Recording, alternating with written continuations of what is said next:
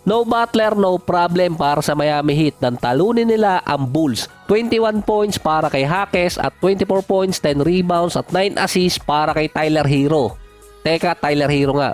Makakaharap ng Miami Heat ang number 1 team na Boston Celtics sa playoffs. Ikalawang sunod na number 8 spot ang Miami at makakatapat nila ang number 1.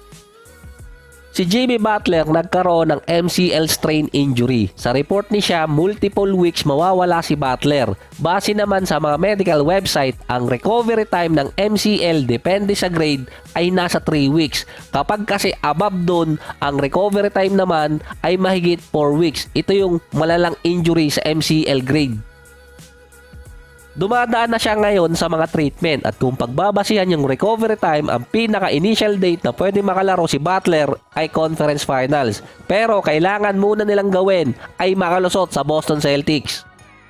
Base sa schedule, April 22 to May 5 ang first round matchup nitong Celtics at Miami Heat. 2 linggo yung series na yon mula Game 1 hanggang Game 7. Ang isang player na wala din sa Miami Heat na hindi pa sigurado kung makakalaro agad si Terry Rozier dahil sa injury. Underman ngayon ang Miami Heat kumpara noong nakarang taon na nagtapat silang dalawa. Sa 5 taong stint ni Butler sa Miami Heat, 4 na beses na nilang makakatapat ang Boston. 3 na sa conference finals. Yung best series sa playoff sa East nasa first round. Ang Celtics ang best team sa NBA ngayon. 3-0 din ang Boston sa regular season kontra Miami. Ang Boston Warriors este Celtics ang number 1 team pagdating sa 3-point game. 16 out of 42. Versus Miami Heat, meron silang 124 points, 53% sa field at 18 out of 39 sa 3-point area. Ang Miami naman 109 points, almost 15 out of 38 mula sa beyond the arc at ang Miami din ang team na hindi nagre-rely sa beyond the arc dito sa NBA. Pero kapag kalaban nila ang Boston, sinasabayan nila sa 3-point game.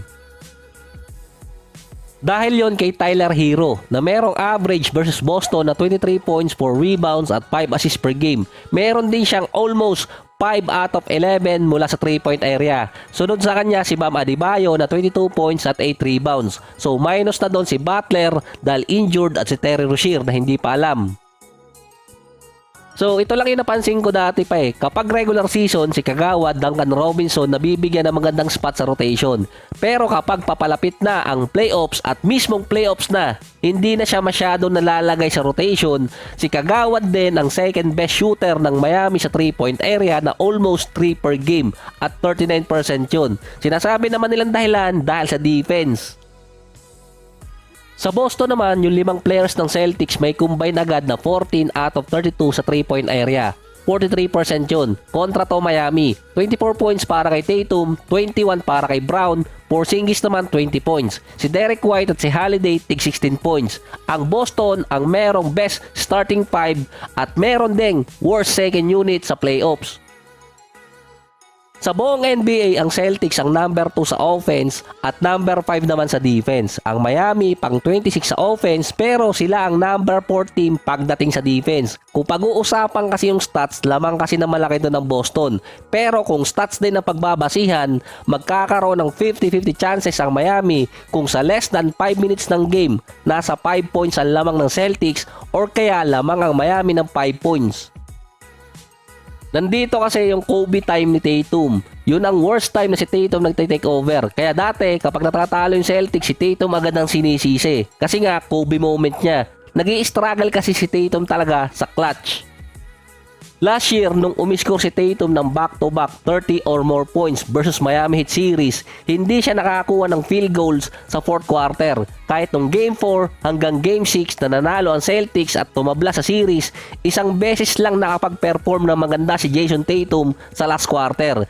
Ngayon naman kasi iba na, dahil meron ng Holiday at Porzingis na kasama si Tatum. Saka wala ng Butler ang babantay sa kanya ngayon.